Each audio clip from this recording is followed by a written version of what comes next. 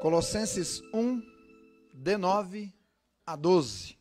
A palavra do Senhor nos diz: por esta razão, nós também, desde o dia em que o ouvimos, não cessamos de orar por vós e de pedir que sejais cheios do conhecimento da sua vontade, em toda a sabedoria e inteligência espiritual, para que possais andar dignamente diante do Senhor, agradando-lhe em tudo, frutificando em toda boa obra e crescendo no conhecimento de Deus, corroborados em toda a fortaleza, segundo a força da sua glória, em toda a paciência e longanimidade, com gozo, dando graças ao Pai, que nos fez idôneos para participar da herança dos santos na luz. Um texto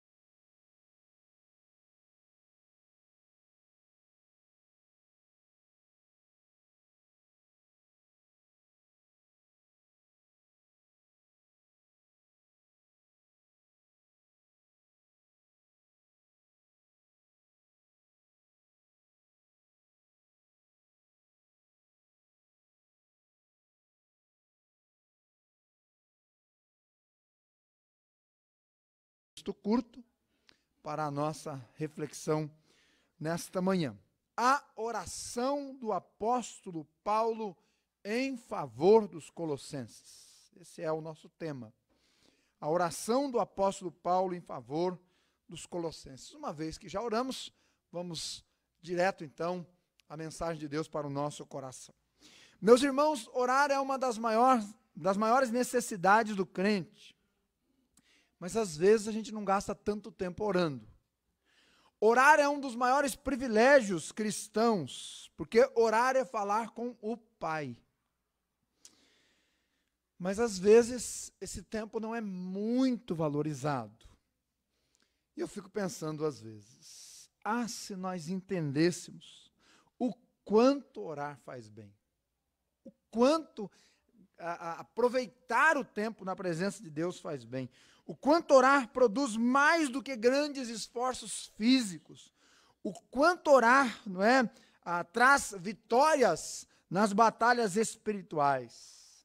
Meus irmãos, orar deveria ser o nosso respirar, orar deveria ser o nosso viver, orar deveria ser o nosso maior trabalho, deveria tomar a maior parte do nosso tempo, se pudéssemos.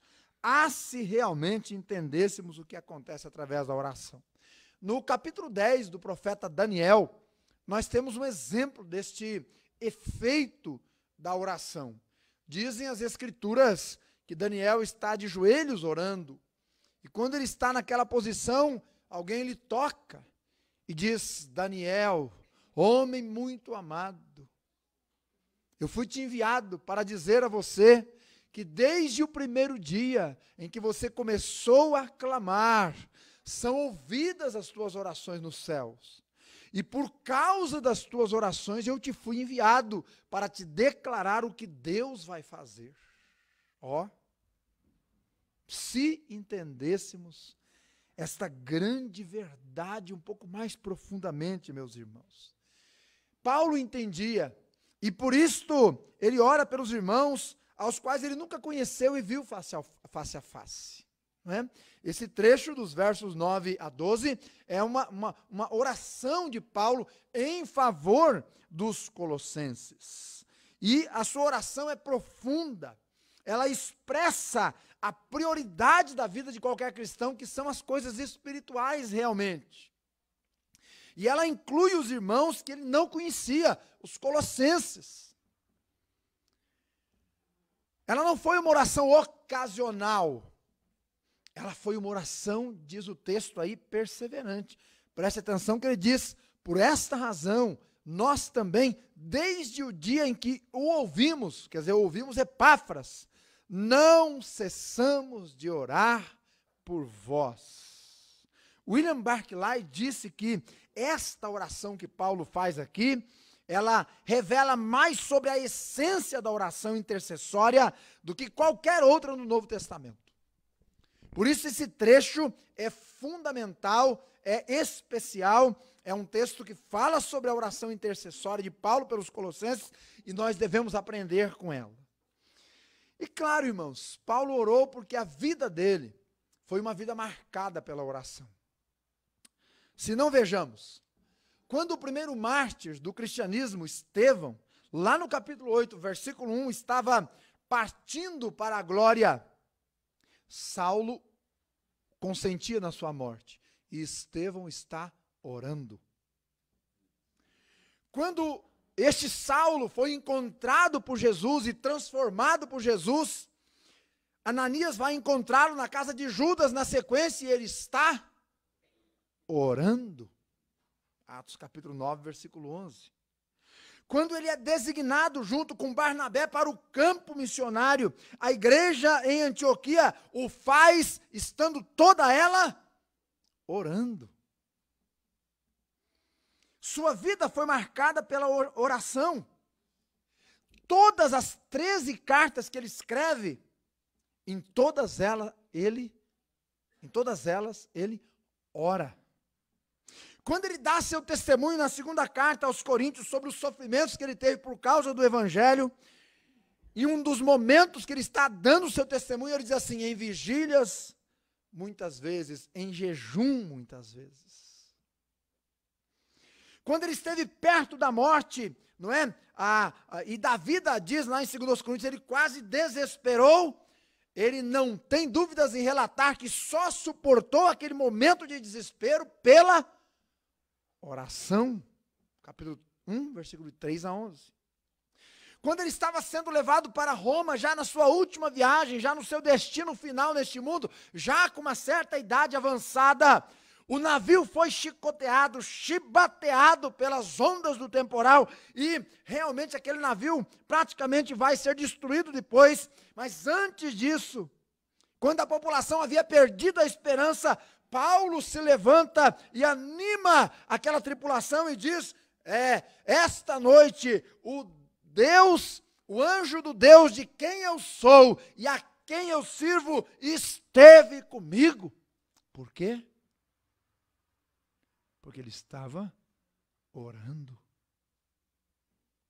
E finalmente, quando as cortinas do palco da sua existência vão se fechar neste mundo, e ele está preso, e pode ouvir, não é, os passos do carcereiro vindo tirá-lo da prisão para levá-lo para a guilhotina, Paulo termina a sua existência e praticamente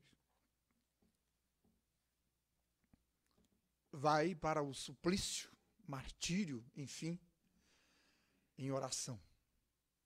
Porque ele diz, praticamente dando os últimos passos: combati o bom combate, completei a carreira e guardei a fé.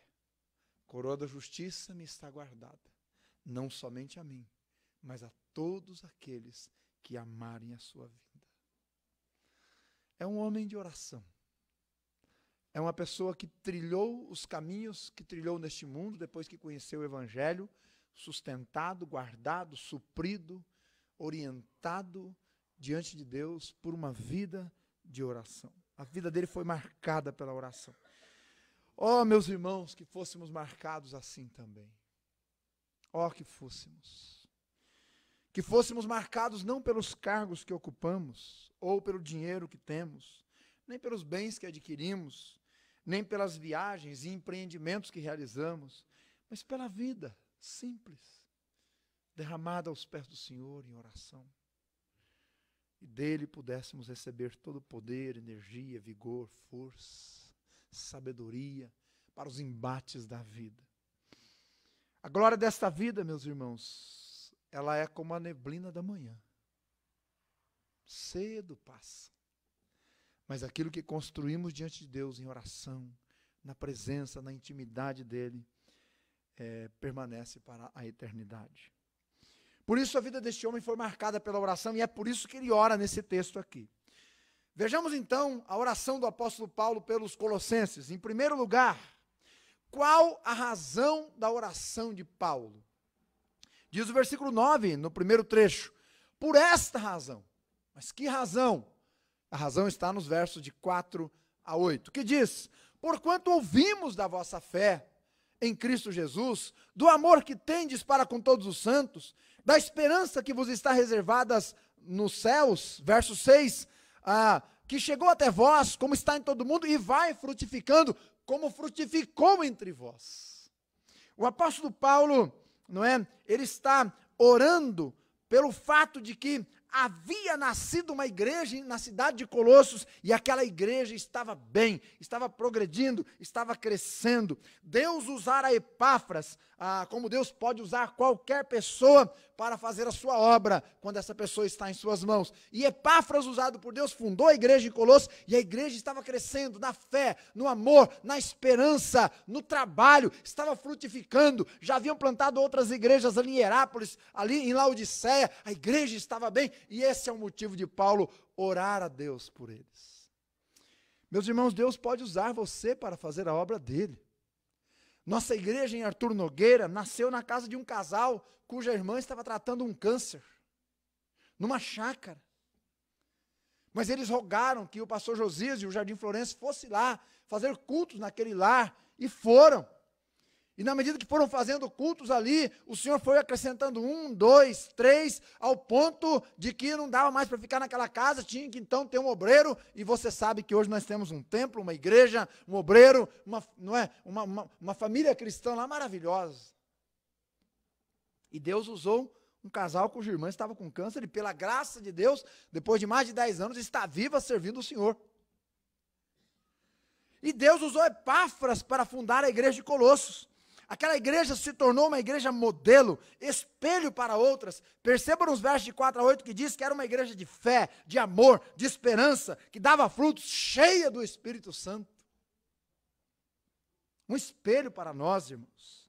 Não há muitas igrejas assim no mundo, nem naquele mundo, não é? Do contexto de Colossenses, e nem nos dias de hoje. Não há. Mas há igrejas, quiçá sejamos uma dessas para a glória do Senhor. Quiçá sejamos uma igreja frutífera. Portanto, uma vez que aquela igreja estava crescendo, Paulo sabia que precisava de intercessão, porque o diabo não descansa, não é? Até gastar todas as suas armas contra aqueles irmãos e desbaratar o fervor deles no Senhor. O diabo é como um leão numa jaula. Se você joga um pato morto, ele dá uma olhadinha e pensa assim: depois eu como. Mas se você joga um pato vivo, o pato não chega a pousar dentro da jaula e já está partido em dois. Porque está vivo e o leão tem interesse. O cristão é um pato vivo, não é? Na medida em que ele começa a desenvolver-se, a crescer e a fazer a vontade de Deus, o diabo se irrita com isso, e a gente precisa orar uns pelos outros para que mantenhamos firmes nos caminhos do Senhor. Não é sem razão que surgiram falsos mestres em Colossenses, pregadores mentirosos, supersticiosos, sobrenaturalistas, querendo enganar aqueles irmãos com filosofias e vãs sutilezas, com cultos aos anjos, com incentivos à busca por algo mais. O diabo é um inimigo real, veloz, feroz, astuto, e às vezes surge de onde menos esperamos. Paulo sabia que devia regar aqueles irmãos com intensas orações. Será que nós sabemos que quando nossos filhos vão para a escola, eles precisam ser banhados com as nossas orações? Será que nós sabemos que quando nossos cônjuges saem para trabalhar e vão enfrentar os embates da vida, eles precisam ser regados com as nossas orações? Será que nós sabemos que o altar do Senhor tem que ser visitado cada manhã com o nome de nossos familiares, até que eles possam se render aos pés de Cristo e dobrar-se aos pés da cruz? Será que sabemos? Paulo sabia, meus irmãos, que devia regar a vida daqueles irmãos em Colossos com suas intensas orações. Então ele orou persistentemente, orou abrangentemente, orou com fervor, orou com amor. Não só isso, mas ele transformou suas orações em palavras escritas de orientação, que é a carta aos Colossenses. Ele colocou dedos nas suas orações. Às vezes precisamos colocar dedos nas orações, pernas nas orações, não é? Às vezes precisamos. Precisamos vigiar, interceder, gastar tempo diante do Senhor. Por que que Paulo orou? Por esta razão, disse ele no versículo 9. Porque aquela igreja nasceu. aquela igreja estava crescendo, aquela igreja era uma bênção e o diabo não estava contente.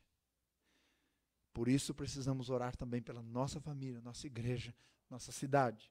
Em segundo lugar, qual o pedido de Paulo a Deus para os colossenses? O que é que Paulo pede quando ora? A oração de Paulo não é uma bala perdida no universo. Que ele ora, dá um tiro, vê se acerta, não é? Algum anjo lá que pode... Não. A oração de Paulo é um tiro certeiro. Paulo sabe a quem ora e por que ora. Ele sabe exatamente a quem ora e por que ele está orando. Isso é claro nessa carta. Ele pede pelos colossenses, tendo em vista as notícias que ouviu de Epáfras. E o que é que ele ouviu? Ele ouviu que hereges estavam atacando a igreja com falsos ensinos. Ele ouviu que hereges estavam atacando a igreja com falsos ensinos. Escute bem o que eu vou te dizer. Heresia é um ensino frontalmente contrário à doutrina bíblica. Herege é quem divulga essa doutrina. E heresiarca é quem funda uma seita com base nessa heresia. E isso estava acontecendo em Colossos, na cidade. Isso estava afetando a igreja.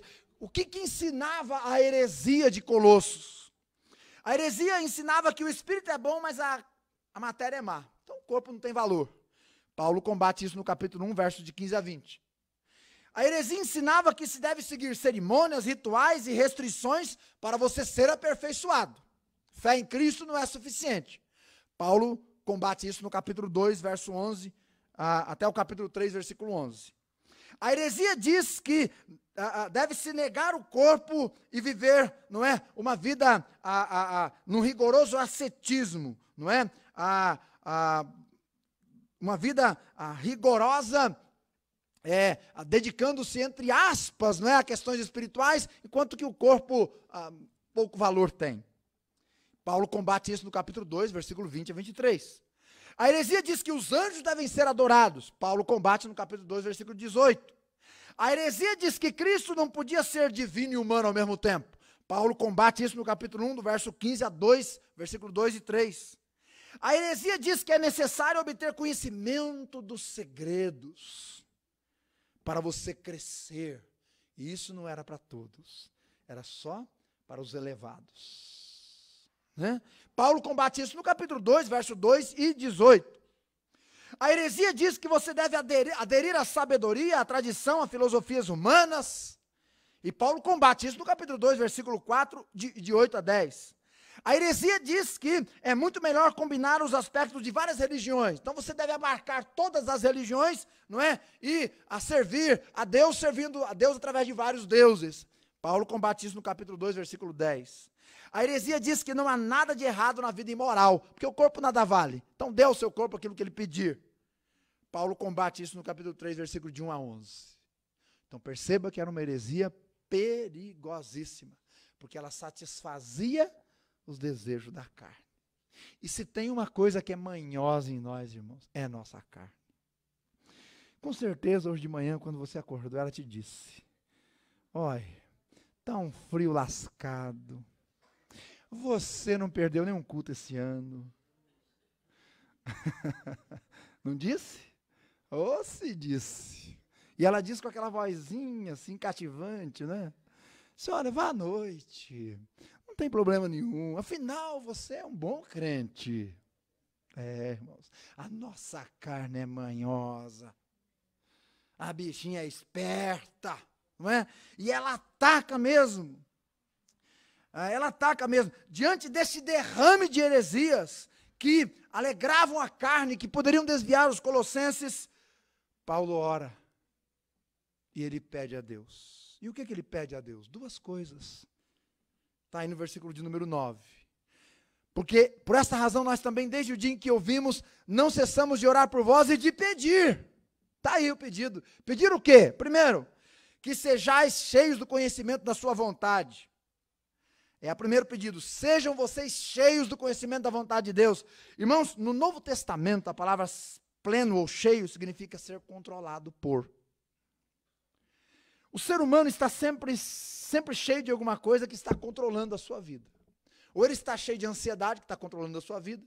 Ou ele está cheio de preocupação, que está controlando a sua vida. Ou ele está cheio de problema, que está controlando a sua vida. Ou ele está cheio do Espírito Santo, que está controlando a sua vida. Paulo sabia do perigo que os falsos ensinos representavam. E o melhor remédio contra a mentira é a verdade. Por isso ele usa esse termo, cheios da verdade de Deus, da vontade de Deus, para serem controlados por ela. Note, na medida em que nós nos abastecemos com a verdade, ela passa a controlar nossos pensamentos, nossas vontades, nossas atitudes, nossas decisões. Nossas decisões. Então Paulo pede a Deus, Senhor, que eles sejam cheios da tua verdade, da tua vontade. Segundo, ele pede um pouco mais do que ser cheios da vontade de Deus. Diz lá, no versículo 9, de pedir que sejam cheios do conhecimento da sua vontade e de toda a sabedoria e inteligência espiritual. A sabedoria é o discernimento da verdade, enquanto que o entendimento é a capacidade espiritual de aplicar essa verdade. Então você discerne a verdade e aplica a verdade. É a capacidade de distinguir o bem do mal, a palha do grão, o vil do precioso.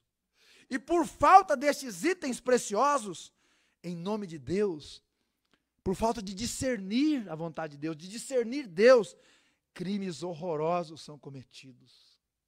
Gente, aviões lotados de passageiros são jogados em prédios como mísseis mortíferos em nome de Deus. Não é? Não é isso que o pessoal lá, quando faz disso? Não, e fizemos em nome de Deus.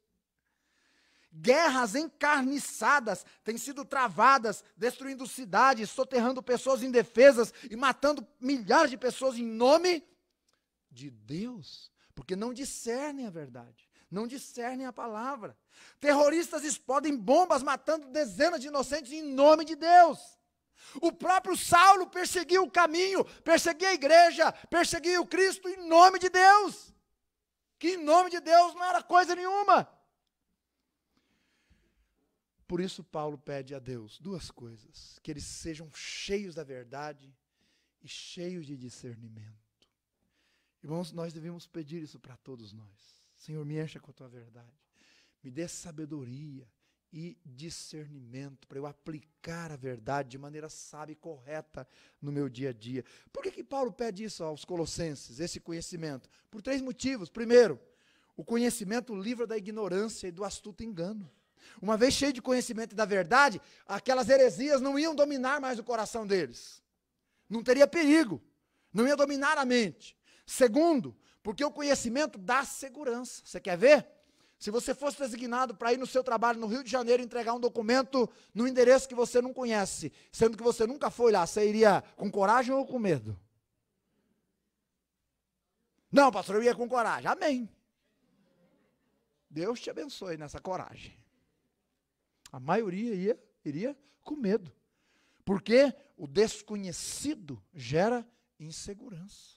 Mas quando a gente tem conhecimento, quando você sabe o endereço, sabe com quem vai, sabe por onde vai, então você vai com mais segurança. Também porque o conhecimento transforma. O conhecimento transforma. Paulo era a própria prova dessa verdade. Quando conheceu a Cristo, deixou de perseguir a igreja de Cristo.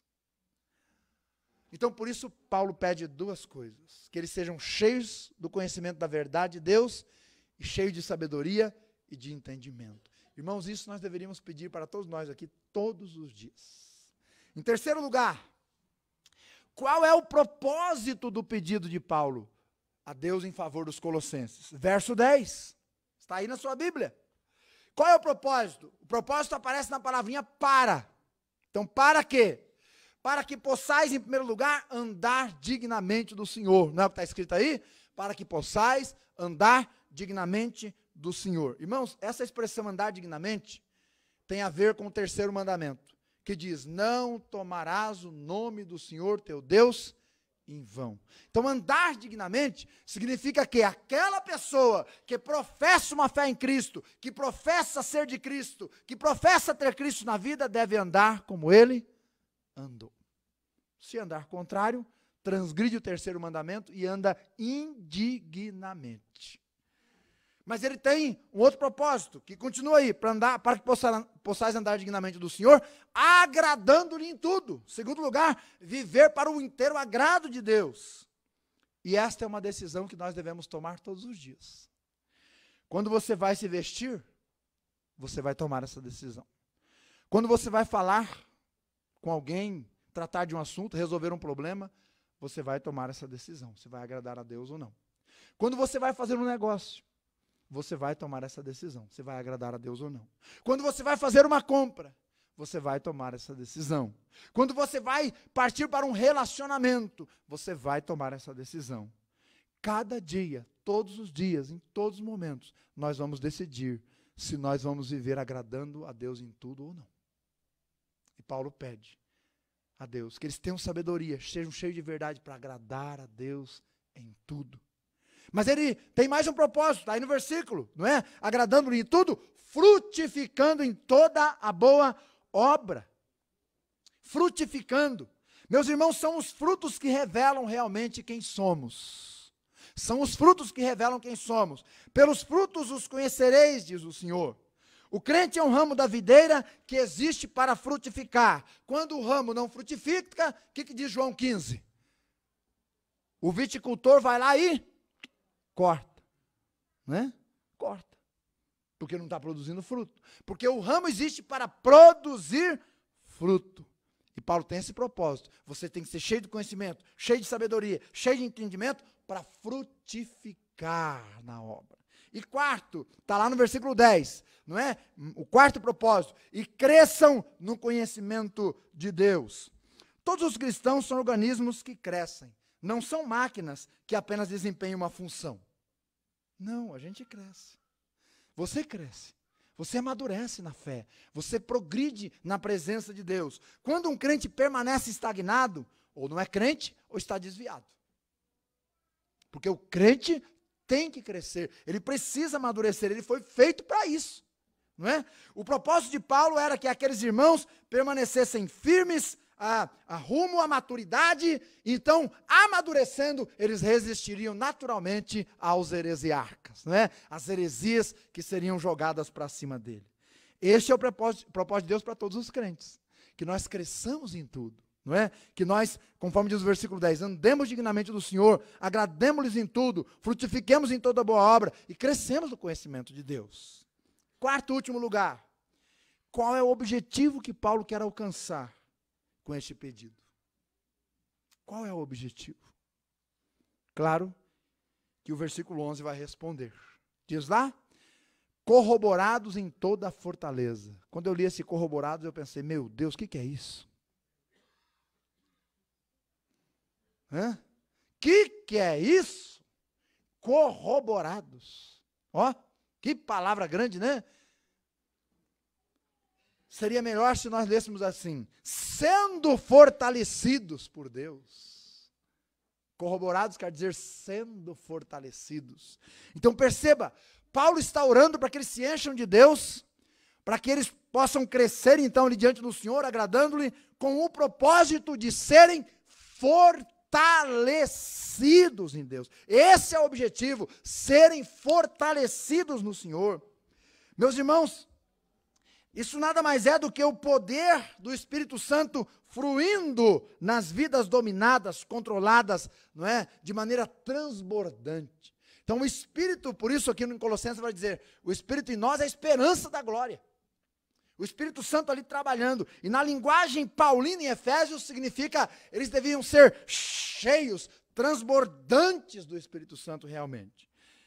E uma vez que eles eram fortalecidos então e transbordantes, isso daria 4 resultados. Está lá no versículo de número 11, finalzinho. Primeiro, esse poder culminaria em paciência ou perseverança. Perseverança é a resistência firme diante da dor e do sofrimento, das forças contrárias, dos ensinos hereges, dos dias maus. Todo crente precisa ser perseverante. Porque quem não aprende a ser perseverante, dificilmente aprende alguma coisa. Dificilmente. Quanta gente que foi até o 3º ano da faculdade, mas não perseverou? Aí não tem um diploma. Né? Quanta gente que começou uma dieta em janeiro, mas não perseverou. Infelizmente. Não é? Quem não persevera, gente, nunca vai ganhar nada, nunca vai conseguir nada. Perseverança é a paciência colocada em prática. É a paciência em ação. Portanto, meus irmãos, é sempre cedo demais para desistir, seja do que for. Persevere, insista, vá adiante. Ele diz, então, para que vocês possam ter paciência. Segundo, longanimidade, está lá no finalzinho do 11, longanimidade. A longanimidade é a paciência contínua que é capaz de tolerar erros sem buscar retaliação ou dar-se à amargura. É a disposição de perdoar continuamente o infrator arrependido. É a paciência com os fracos na fé. Note o que eu vou te dizer agora. Enquanto a perseverança refere-se a circunstâncias difíceis, a longanimidade refere-se a pessoas difíceis. Então, os hereges eram pessoas difíceis. E eles tinham que ter perseverança, mas também longanimidade. Terceiro, ele diz que o alvo, não é, dele é que eles vivessem em alegria. Diz lá, paciência, longanimidade com alegria. Meus irmãos, há muitas pessoas perseverantes e emburradas. Sabe aquela pessoa que perseverou a vida inteira naquele serviço com aquele chefe terrível, mas ela perseverou 50 anos, emburrada. Você chegar aos 50 anos, todos os dias para comentar de manhã, bom dia, bom dia. Mas ela perseverou. Isso o incrédulo faz. A diferença do incrédulo com o crente é que é perseverar na situação difícil com alegria. É aí que mora a diferença. Você tem aquele cônjuge que às vezes é difícil. Aquele cônjuge que às vezes é difícil. Parece até que é meio bipolar. Não é? De uma hora para outra ele vai de 50 abaixo de zero a 150 acima de zero. Ele ferve e derrama. Mas você pensa, o que aconteceu? Então, perseverar nessa vida conjugal com alegria é que é difícil. Perseverar emburrado, até o incrédulo persevera. Mas perseverar alegremente, essa é a diferença que Paulo está dizendo aqui, ó. Vocês vão perseverar, vocês vão ter paciência, vocês vão ter longanimidade, mas com alegria. Não é para fazer emburrado, não. É com alegria. Último, e não só com alegria, verso 12, sendo gratos. Dando graças a Deus Pai. Uma das marcas da carta aos Colossenses é a gratidão.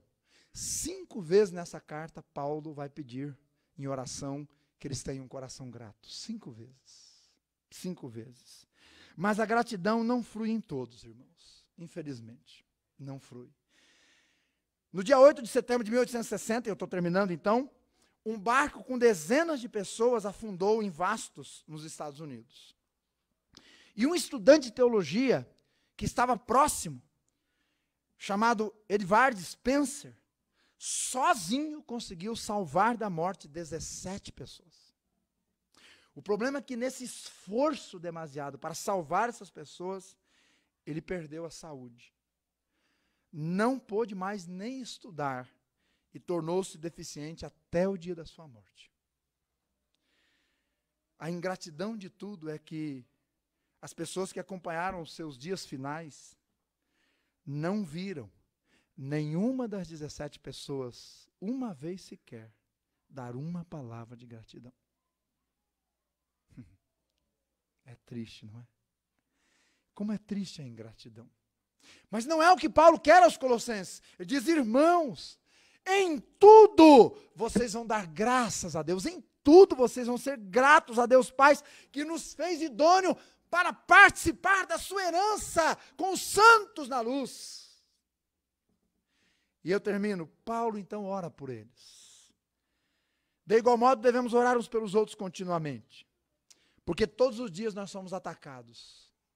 São heresias novas, são problemas novos, são dificuldades novas. Todos os dias somos atacados. O inimigo de nossas almas é perseverante. Somos carentes do poder do Senhor. E por isso precisamos, como o apóstolo Paulo, vigiar insistentemente em oração, uns pelas vidas dos outros. A igreja, meus irmãos, até Cristo, caminha de joelhos. Vamos orar. Ó Deus, obrigado pela tua palavra. O Senhor é suficiente para ouvir-nos em oração. É por isso que Paulo orou. E é por isso que nós estamos orando a Ti. A nossa força nesse mundo nada é, Deus. Nós somos pequenos demais, frágeis demais. Nós somos limitados demais. Nós carecemos demais da Tua graça. Pai querido, nos ajude. Nos ajude a não nos ensoberbecermos. Nos ajude a não acharmos que podemos caminhar na nossa própria força. Se o Senhor nos faça entender, discernir, ter ação para aplicar a verdade que aprendemos hoje. será como quem partiu e construiu sobre um lugar incerto, e quando as agruras dessa vida